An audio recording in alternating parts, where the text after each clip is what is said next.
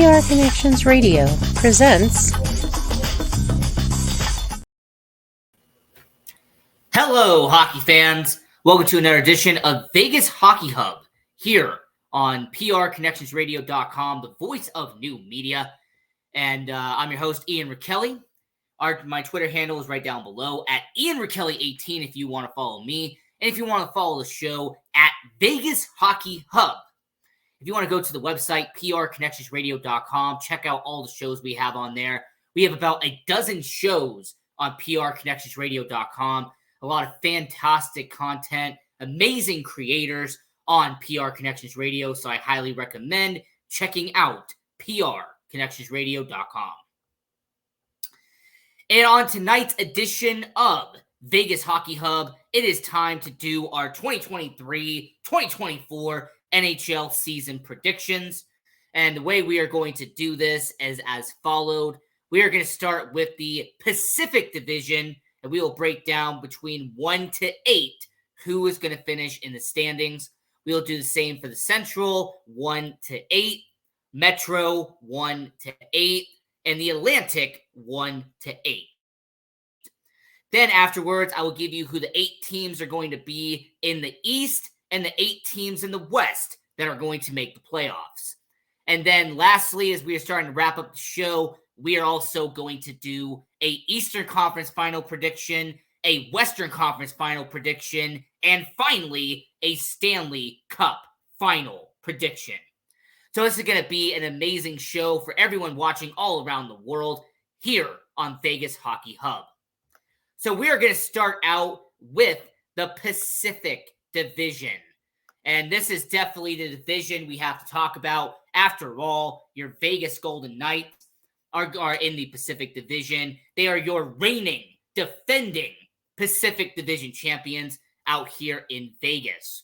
So to start this out, we are going to go from the bottom and work our way up.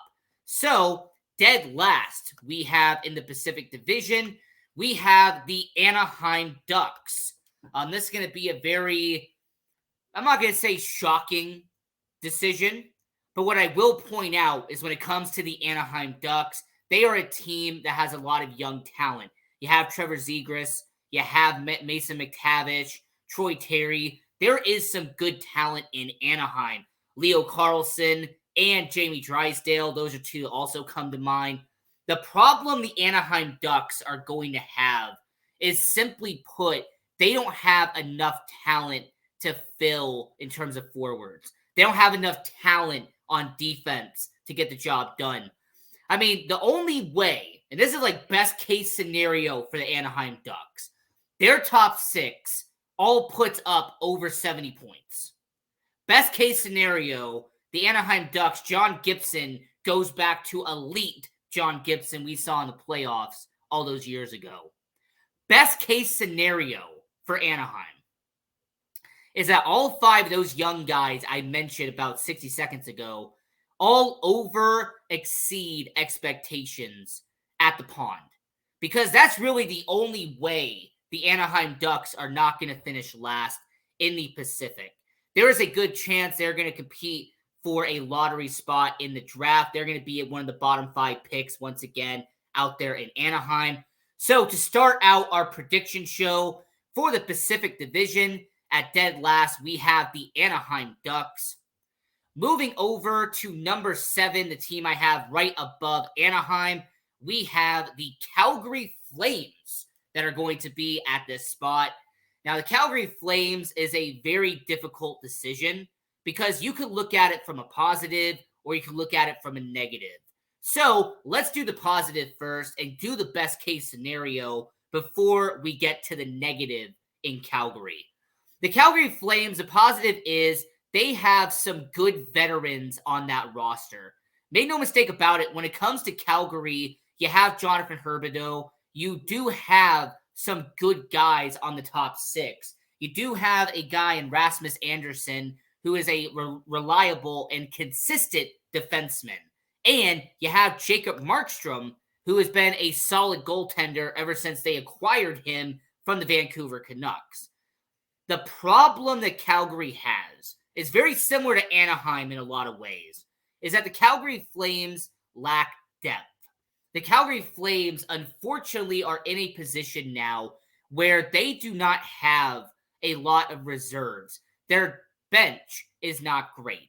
Their defense is lacking in a lot of areas. And more importantly, when it comes to Calgary, you have a new management that's coming in now.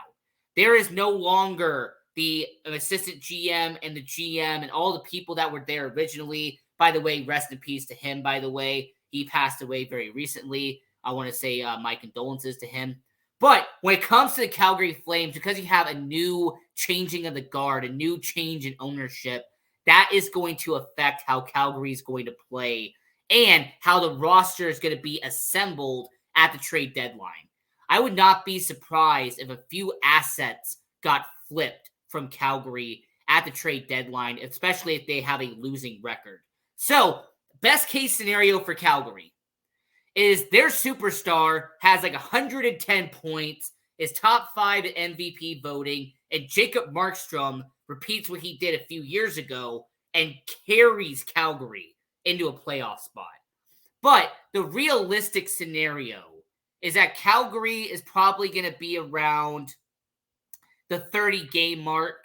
They're going to be at 30, 35 games at the winning percentage for Calgary. They're going to sell assets at the trade deadline, and it's not going to be pretty for the Calgary Flames. So at number 7 in the Pacific, right above Anaheim, we have the Calgary Flames.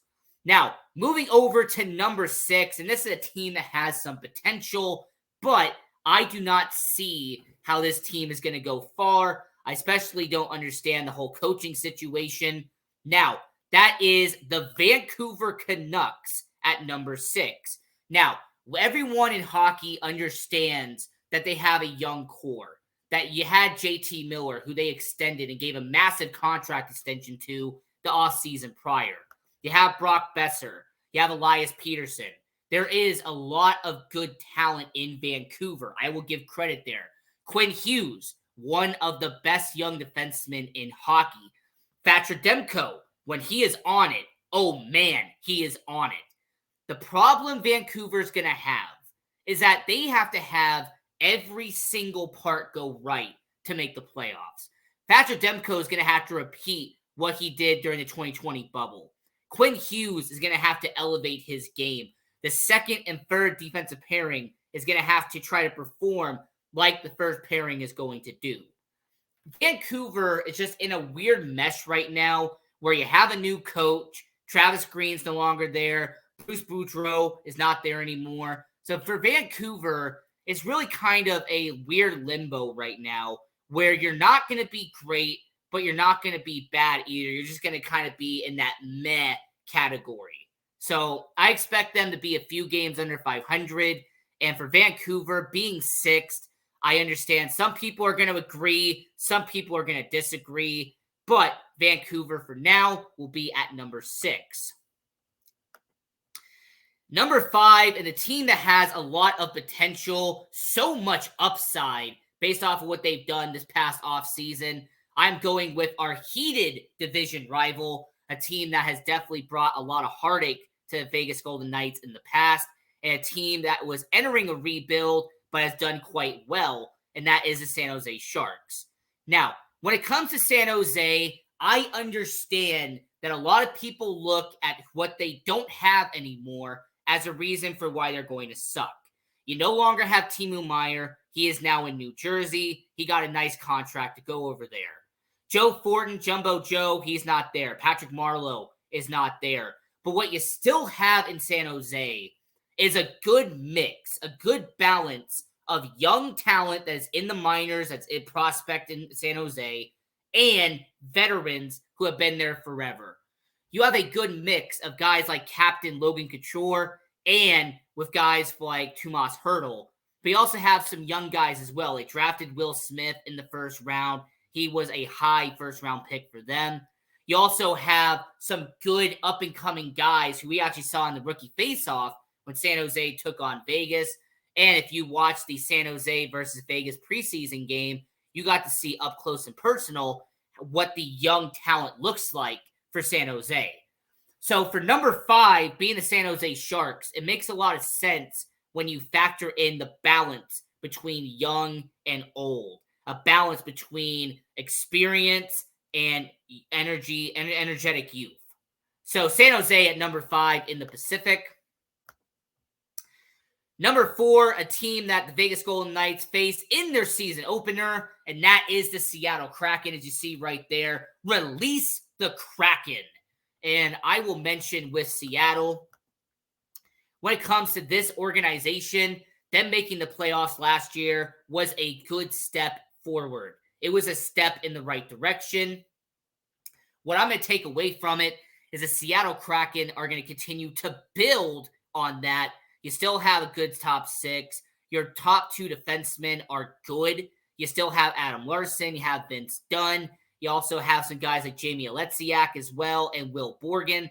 So for the Seattle Kraken, they did really well in their expansion draft. They went into the NHL draft, drafted the Calder Trophy winner from last year, Matty Beniers. So for the Seattle Kraken, I have them as the 4th best team in the Pacific. And I'm going to mention that mark right next to them in just a second, because you'll see that little dash right next to them. And then 3rd place, and a team that I have making the playoffs as one of the 3 seeds that is guaranteed to make the playoffs, we have the Los Angeles Kings out there in LA. Look, the Crypto.com Arena or the Staples Center, as forever will be known, they are going to be supporting a very good team in LA. I'm very happy with the decisions they made this past offseason. And more importantly, getting Pierre-Luc Dubois is going to help them out a lot. You also have Philip Deneau. You have Anze Kopitar, the veteran who has been there forever. You also have a situation where the LA Kings have brought in a good amount of talent to surround the young guys. Yes, you have Brant Clark. You do have Quentin Byfield. There is some good up-and-coming talent. But the last 2 off seasons, they had Victor Arvidsson, Kevin Fiala. There is some good supporting cast that the LA Kings have brought in. The only problem and the only bad case scenario the LA Kings have is the goaltending. Giannis Korpisalo, Cam Talbot, not really names that are going to shock you on paper. They're going to have to overstep or overperform in LA to be a Stanley Cup contender. But based off the roster they have assembled right now, the LA Kings, 3rd best team in the Pacific. And then at number 2 in the Pacific Division, we have 2 left. And at number 2, you have your reigning, defending Stanley Cup champions, and that is the Vegas Golden Knights. So when it comes to the Vegas Golden Knights, let me explain to you why I have them at number 2 in the Pacific. So for starters, when you win a Stanley Cup, you're going to have some fatigue that's going to kick in. Especially the first 2 or 3 months of the year, it's going to take a slow process to eventually shake off the rust and all that momentum that you had back in June.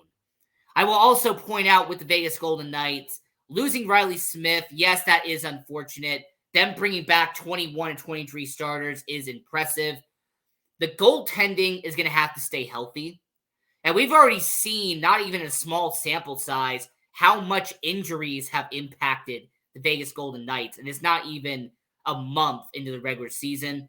So I will say for the Vegas Golden Knights, injuries and the fact that they just won a Stanley Cup, and it's going to take time to shake off, the lack of a training camp, a lack of going in and doing all the practices and everything. They had a very short off season thanks to winning the Stanley Cup. So because of them having those 2 reasons, I say the Vegas Golden Knights will finish 2nd in the Pacific, not 1st. However, stay to the end of the video, by the way, because I'm going to explain to you why I have the Vegas Golden Knights where I have them at the end. So I will say when it comes to the Vegas Golden Knights, they are at number 2. If anybody who has done the math real quick, at number 1 in the Pacific, I have the Edmonton Oilers led by the best hockey player in the world, Connor McDavid, as the number 1 seed in the Pacific Division. Now, not just the fact that they have 2 of the top 5 talent in Leon Draisaitl and in Connor McDavid, But more importantly, when it comes to Edmonton, they made some upgrades this offseason, took off some dead weight, moved some assets around. It really seems like for the first time in forever, they've actually built a top six around Connor McDavid. Bringing in Connor Brown is solid. Then bringing back Evander Kane is good. You have Ryan Nugent-Hopkins. You have Zach Hyman and Leon Draisaitl. So that top six in Edmonton is finally being shaped up correctly. Darnell Nurse, the face of the defense out there in Edmonton, alongside Evan Bouchard, and Stuart Skinner and Jack Campbell as your 1-2 punch in net for Edmonton. So do not be surprised if the Edmonton Oilers win, I would say 50 or more games this year, considering the Connor McDavid and Leon Draisaitl special, plus the reinforced top six, and the defense has gotten better.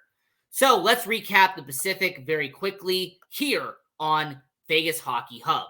So at number 1, I have the Edmonton Oilers coming in first place. In second, and still making the playoffs, your Vegas Golden Knights. After that, the last team to clinch a spot in the playoffs will be the Los Angeles Kings. At number 4 will be the Seattle Kraken. Release the Kraken indeed. At number 5, the San Jose Sharks. They have a nice blend of young and old guys, experience and youth. Number 6, the team that is in limbo, the Vancouver Canucks.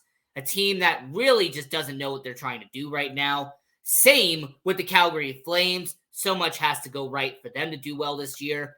And then at number 8, I have the unfortunate Anaheim Mighty Ducks doing what they are trying to point out when it comes to the Anaheim Mighty Ducks. They're trying to build for the future, but that future is not this year. And I do want to talk about the Vegas Golden Knights for just a quick second because, yes, it was reported that Brett Howden has been suspended for his hit on Brandon Tanev during the season opener. I definitely wanted to point that out. And also William Carrier being out for a minimum of 1 week. So I will say that's the Pacific Division. Let's get to the Central Division here on Vegas Hockey Hub. And we're going to start this out by going to the bottom once again. So at number 8, we have the St. Louis Blues. My, oh my, how the mighty have fallen in St. Louis. A couple of years ago, they were hoisting a Stanley Cup and singing Gloria all around downtown St. Louis. But unfortunately, the St. Louis Blues have sold off so much of their assets. A lot of that talent is not there anymore. And they're kind of in a rebuilding stage right now in St. Louis. So I will say for the St. Louis Blues, they are at number 8. It's just unfortunate what's happening with them. At number 7, we have the Arizona Coyotes, a team that's playing at a college hockey arena out there in Glendale. And I will say that when it comes to Arizona Coyotes, Logan Cooley is definitely a good prospect you can watch for in the future. I highly recommend watching Arizona. Clayton Keller, Logan Cooley. They brought over Matt Dumba to help the defense. But Arizona just does not have enough talent, especially on the bottom 6 and on the bottom pairing, to make them better. So at number 7, the Arizona Coyotes, they're just in a weird limbo right now. Number 6, a team that you had to watch before the Golden Knights on Banner Night. And I'm talking about the team that had the number 1 pick this year, who won the Connor Bedard sweepstakes, and that's the Chicago Blackhawks. Now, I will mention with Chicago, them beefing up that team, them getting veterans in Taylor Hall, Nick Foligno, Corey Perry, Ryan Donato. There is some good veteran talent the Blackhawks brought. The goaltending is suspect. A lot of people already know that. But with the Chicago Blackhawks, them winning the Connor Bedard sweepstakes, do not be surprised if they go from 8 to 6 in the Central. I definitely see them surpassing Arizona and St. Louis in the Central. At number 5, and a team that I have barely missing the playoffs, that is the Nashville Predators. I mean, this is an organization that has really taken a step back almost every single year. Nashville's in a weird limbo where they're not bad enough to tank. They're not bad enough to rebuild, but they're not good enough to start winning games.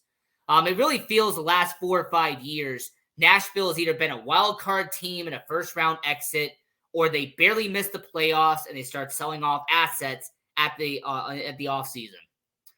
Also keep in mind that they did bring in Ryan O'Reilly, who is a nice touch, but they lost another Ryan in Ryan Johansson, who went to Colorado. So I will say when it comes to the Nashville Predators, they're in a weird limbo. I have them just missing the playoffs in the Central. Now, if this would have been a week or two ago, I wouldn't have had them here this high. But them bringing back Connor Hellebuck, them bringing back Mark Scheifele, extending them to long-term deals, puts the Winnipeg Jets at number 4. I will say the Winnipeg Jets have a lot of potential. I like what they have, and they should be a team that will compete for a playoff spot. At number 3, we have the Minnesota Wild. This will be the last season that Marc-Andre Fleury will be a Minnesota Wild. Philippe Gustafsson, a solid goaltender, somebody who's going to help Minnesota. And you have Kirill Kaprizov. He is definitely going to prove himself in Minnesota. At number 2, I have the Dallas Stars. I mean, this is a team that made the Western Conference Final last year. They're an organization who has definitely done a lot of good in the NHL. They bring over Matt Duchene. They have Evgeny Dadonov. Those 2 acquisitions in Dallas. So it will be great to see what they can do. But the number 1 team in the Central, it's got to be the Colorado Avalanche, a team that won the Stanley Cup not even 2 years ago. Then bringing over Ryan Johansson, getting Ross Colton, getting Miles Wood, Jonathan Drouin. I mean, there's so much talent that's been brought into Colorado. There is a no-brainer here. The Colorado Avalanche are going to be the number 1 seed in the Central Division. So, to recap here on Vegas Hockey Hub going to the Central, we have the Colorado Avalanche at 1, the Dallas Stars at 2, Minnesota Wild at 3, the Winnipeg Jets at 4, the Nashville Predators at 5, Chicago Blackhawks at 6, and the Arizona Coyotes at 7, followed by the St. Louis Blues at 8. And since we're here in Vegas, I know a lot of people don't care about the Eastern Conference, but we do need to talk about them. So we're going to give kind of a quick rundown on the Eastern Conference. We'll start with the Metro Division. And the worst team in the Metro is going to be the Philadelphia Flyers. Shout out to my friend Dennis Holmes, but I know he's a Philadelphia Flyers fan. He liked Bobby Clark. He liked Eric Lindros. But look, let's just state the facts, Dennis. Your Philadelphia Flyers have sold off so much of their assets. Ivan Provorov's not there anymore. You have taken so much of that team. Claude Giroux's not there. Kevin Hayes not there. There's a lot of fall off in Philadelphia. So I expect them to be last in the Metro. At number 7, we have in Columbus, those Columbus Blue Jackets. Now, I will mention that the Mike Babcock situation is bad, but Columbus will actually benefit from Philadelphia selling off assets. So by proxy and by default, Columbus will move up 1 spot in the Metro. At number 6, a team that really has kind of stayed in the same limbo forever, and that is the Washington Capitals. Look, let's face it, they are wanting to see Alex Ovechkin break the Wayne Gretzky goal record. I mean, that's really the only highlight Washington has this year. The season's not going to be pretty. The season's not going to be great for them. So I say for the Washington Capitals, there's a lot we could talk about there, but unfortunately, Alex Ovechkin is probably going to be the only note that we're going to talk about. At number 5, a team that is definitely going to fall off this year, and that is the New York Rangers. I mean, this is a team that lost Tarasenko, lost Patrick Kane. They went all in last year to win a Stanley Cup, and the New York Rangers did not get it done. Gerard Gallant got fired. Peter Lafayette is in, and there's a lot of question marks in New York. So I will say New York Rangers at number 5. Very unfortunate. At number 4, the team that I have that's going to be a barely missing the playoffs, and that is the New York Islanders. Look, Lou Lamoriello, he is good at what he does, don't get me wrong, but there's a lot of question marks in New York. Can Ilya Sorokin carry this team on his back once again? Can they make a wild card spot like they did last year? So much we could talk about there. At number 3, we have the New Jersey Devils. I mean, this is an organization that brought back Lindy Ruff. They brought in Timo Meier from San Jose. They traded Miles Wood. He is now in Colorado. There's so much that is question marks about the New Jersey Devils. But more importantly, the question's going to be, can they replicate and can they duplicate what they did last year? And that was have over 100-point season in New Jersey. I say they'll make the playoffs. That will be a guarantee. But their seeding, I have them behind these two teams. At number 2, the team that won the offseason, and that is the Pittsburgh Penguins. They added Erik Karlsson, added Riley Smith. You keep Sidney Crosby, Evgeny Malkin, Chris Letang, Brian Rust. So much of the talent is brought back from the Pittsburgh Penguins. This is going to be a team to watch out for. And then at number 1 in the Metro, and this is such obvious, is the Carolina Hurricanes. So for Carolina, they are a team that definitely is on the rise. They're a team that is not just here now, but they are here to stay. So let's go over the Metro one more time here on Vegas Hockey Hub. Carolina Hurricanes at 1, Pittsburgh Penguins at 2, New Jersey Devils at 3, New York Islanders at 4, the New York Rangers at 5, Washington Capitals at 6, Columbus Blue Jackets at 7, and the Philadelphia Flyers at 8. And since we have about 5 minutes left here on the show, let's go and do the Atlantic Division for everybody watching around the world. At number 8, and the worst team in the Atlantic will be the Montreal Canadiens. Look, Habs fans are not going to be happy with me, but that's fine. You took a win from us in the Western Conference Finals back in 2021. I consider that a fair trade. Look, you have Nick Suzuki, you have Cole Caulfield, but you literally have nothing else. There's not much going on in Montreal. At number 7, we have the Florida Panthers. This is a team I expect to fall off a cliff performance-wise. They barely made the playoffs last year and made it to the finals as a 8 seed. I don't expect much from Florida this year. At number 6, the Ottawa Senators. This is a team that has new ownership now. They brought in some good players like Claude Giroux, for example. But when it comes to the Ottawa Senators, I look at them as kind of just a meh team. There really isn't much going on there. In terms of positives, they have some young talent, but it's not going to get there yet. At number 5, and a team that we have finally living up to their potential, and that is the Detroit Red Wings. This is an organization that I really expect to take that next step. Stevie Y as the leader of this team. He has made some good moves, did some good trades. I expect Detroit to be up there.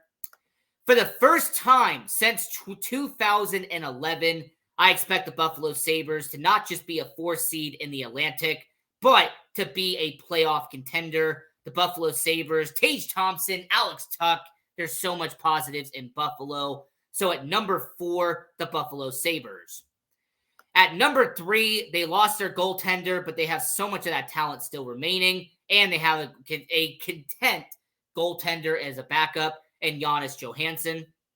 The Tampa Bay Lightning will be good enough to make the playoffs. I don't know if they'll get back to the Stanley Cup final, but they're good enough to get to the playoffs. At number 2, the team that won the President's Trophy last year, and that is the Boston Bruins. This team's going to lose a bunch of more games they did the year before, but they are still a top 2 team in the Atlantic. And then the number 1 team, the team that everyone should have saw coming, and that is the Toronto Maple Leafs, the best team in the Atlantic. So let's go for the Atlantic Division one more time. Toronto Maple Leafs 1, Boston Bruins 2, Tampa Bay Lightning 3, Buffalo Sabres 4, Detroit Red Wings 5, Ottawa Senators 6, Florida Panthers 7, and the Montreal Canadiens at 8. And lastly, as we are starting to wrap up the show, let me give you the playoff predictions here on Vegas Hockey Hub. For the Eastern Conference Finals, I have the Carolina Hurricanes and the Toronto Maple Leafs. For the first time since the 90s, the Toronto Maple Leafs are going to contend for a championship. will be in the Eastern Conference Finals.